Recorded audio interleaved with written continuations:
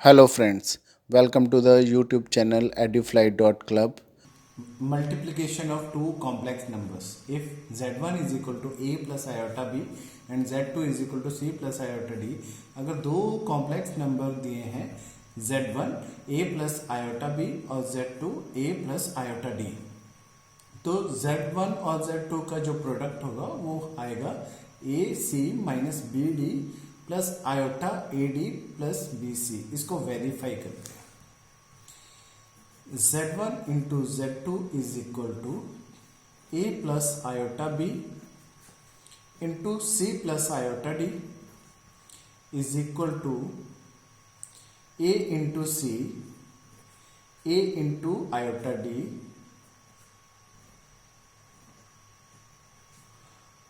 Plus b into c plus b into d b d iota square, iota into iota, iota into iota, iota square और b into d. हम इसको आगे लिखते हैं plus iota square is -1, so ये आ गया minus B D plus iota A D plus iota B C. This is further equal to A C minus B D plus iota हमने common लिया यहां से और A D plus B C. अगर हम इसको ऐसे कर दें तो ये हमारा वेरीफाई हो गया। अब हम करेंगे एक example. Find the product of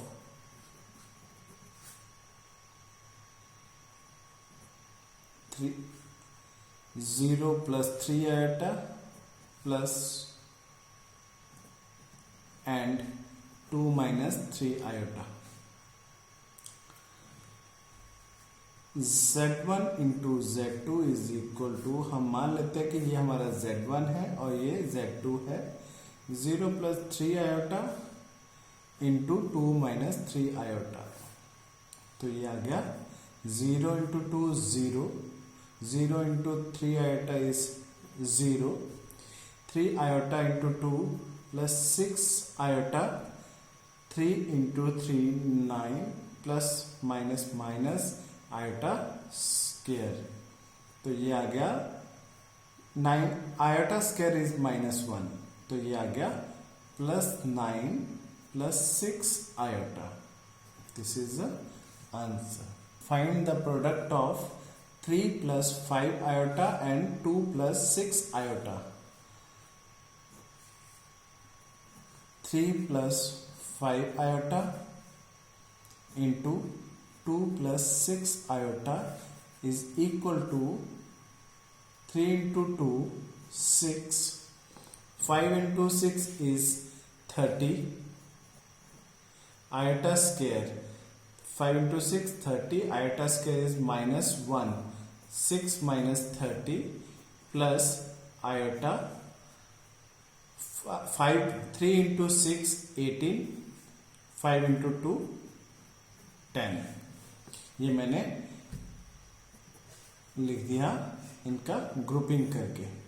6 minus 30 is -24 plus 18 plus 10 is 28 iota। हम इसको ऐसे भी लिख सकते हैं और इसको ऐसे भी लिख सकते हैं, दोनों ही सही हैं। Properties of multiplication of complex numbers. The first property is closure law. z1 into z2 is equal to z3। कोई भी दो कॉम्प्लेक्स नंबर्स का मल्टीप्लिकेशन करने पे जो प्रोडक्ट आता है वो भी एक कॉम्प्लेक्स नंबर होगा। हम इसको वेरीफाई करेंगे। दो कॉम्प्लेक्स नंबर लिए हैं, z1 is equal to 3 plus iota 6, z2 is equal to 5 plus iota 9। z1 into z2 is equal to 3 plus iota 6, इसको हम 6 iota भी लिख सकते हैं, 5 plus iota 9 is equal to 3 into 5 15, 3 into 9 plus 27 iota, 6 into 5 plus 30 iota plus 6 into 9 54 iota square.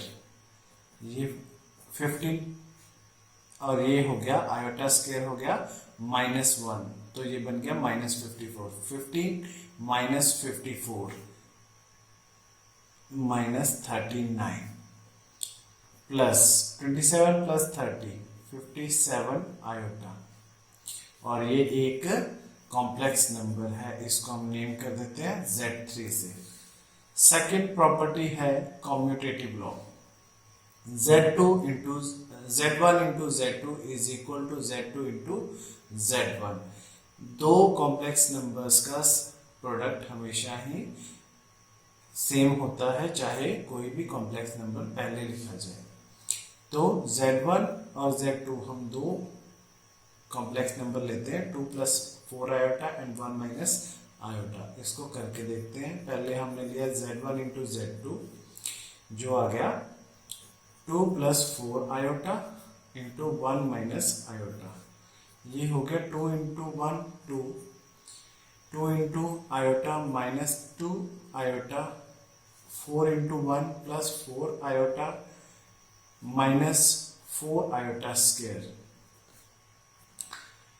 Minus iota square है -1, तो ये हो गया +4। 2 प्लस 4 -2 प्लस 4 प्लस 2 आयोटा, तो ये आ गया 6 प्लस 2 आयोटा। अब हम निकालेंगे Z2 इंटू Z1, तो वो होगा 1 minus iota 2 plus 4 iota is equal to 1 into 2 2, 1 into 4 plus 4 iota minus 2 iota minus 4 iota square. इसमें आयोटा स्क्वायर है -1, तो ये +4 हो जाता है। 2 plus 4 is 6, 4 minus 2 is +2 iota. यहाँ पे Z1 इंटू Z2 ये आंसर है और Z2 इंटू Z1 ये है, और दोनों ही सेम है। Left hand side is equal to right hand side. Next property है एसोसिएटिव लॉ। एसोसिएटिव लॉ कहता है कि कोई भी 3 कॉम्प्लेक्स नंबर अगर हमें दिए गए हैं तो उनमें से पहले दो का सेकंड और थर्ड का जो प्रोडक्ट है उसको अगर हम फर्स्ट से मल्टीप्लाई करें तो वो किसके इक्वल होगा? पहले दो के प्रोडक्ट को थर्ड से मल्टीप्लाई करने पे जो प्रोडक्ट आएगा वो दोनों ही इक्वल होंगे। तो हमने 3 कॉम्प्लेक्स नंबर लिए हैं एग्जांपल के तौर पे। Z1 is equal to 2 plus iota, Z2 is 4 minus 3 iota और Z3 है 5 माइनस 2 आयोटा। तो हम लेफ्ट हैंड साइड जो है वो लेंगे Z1 इंटू Z2 Z3 और ये आ गया Z1 है 2 प्लस आयोटा, और मैं स्क्वायर ब्रैकेट में Z2 और Z3 लिखूंगा। Z2 है 4 माइनस 3 आयोटा इंटू Z3 है 5 माइनस 2 आयोटा। तो ये मेरा आ गया 2 plus iota, 4 into 5 20, 4 into minus 2 minus 8 iota, minus 3 into 5 minus 15 iota, minus minus plus iota square 6 iota square, और ये आ गया 2 plus iota into 20 minus 6 26 20 minus 6 is 14, minus minus plus 23 iota. अब हम इनको मल्टीप्लाई करेंगे 2 into 14 28, 2 into minus 46 iota, iota into 14 plus 14 iota plus minus minus iota square, तो ये हो गया प्लस 23 क्योंकि आयोटा इंटू आयोटा इज -1, तो ये आ गया 23 plus 28, 28 plus 23 is 51, minus 46 plus 14 minus 32 iota. तो इसी तरह से मैं राइट हैंड साइड लूंगा, वो है Z1 into Z2 into Z3। तो Z1 मेरे पास है 2 प्लस आयोटा इंटू Z2 है मेरे पास 4 minus 3 iota into Z3 5 minus 2 iota. 2 into 4 8, 2 into 3 minus 6 iota, iota into 4 plus 4 iota plus minus 3 iota square 5 minus 2 iota is equal to 8, iota square is minus 1 plus 3 हो गया, 8 plus 3 11 minus 6 plus 4 minus 2 iota 5 minus 2 iota, और ये मेरा 11 into 5 55, 11 into 2 minus 22 iota, minus 2 into 5 minus 10 iota, minus minus plus 2 into 2 4 iota square. तो ये आ गया 55, iota square is minus 1, so minus 4, 55 minus 4 51, minus minus plus 22 10 32 iota. और यहाँ पे लेफ्ट हैंड साइड और राइट हैंड साइड आपस में इक्वल है, तो this is verified.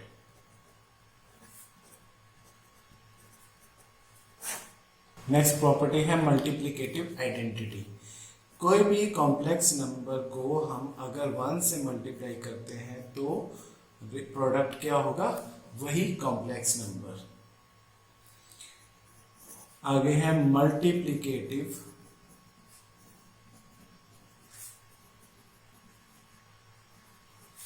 Inverse. Multiplicative inverse z into 1 by z equal to 1। हर एक कॉम्प्लेक्स नंबर का एक इनवर्स होता है जिसको हम रेसिप्रोकल भी कहते हैं, जिससे मल्टीप्लाई करने पे किसी भी कॉम्प्लेक्स नंबर को उसी के इनवर्स से मल्टीप्लाई करने पे जो प्रोडक्ट आएगा वो होगा 1। तो हम इसकी एक एग्जांपल करेंगे। Find the multiplicative inverse of 3 plus 2 iota. तो हम मान लेते हैं z सॉल्यूशन में let z is equal to 3 plus 2 iota. Multiplicative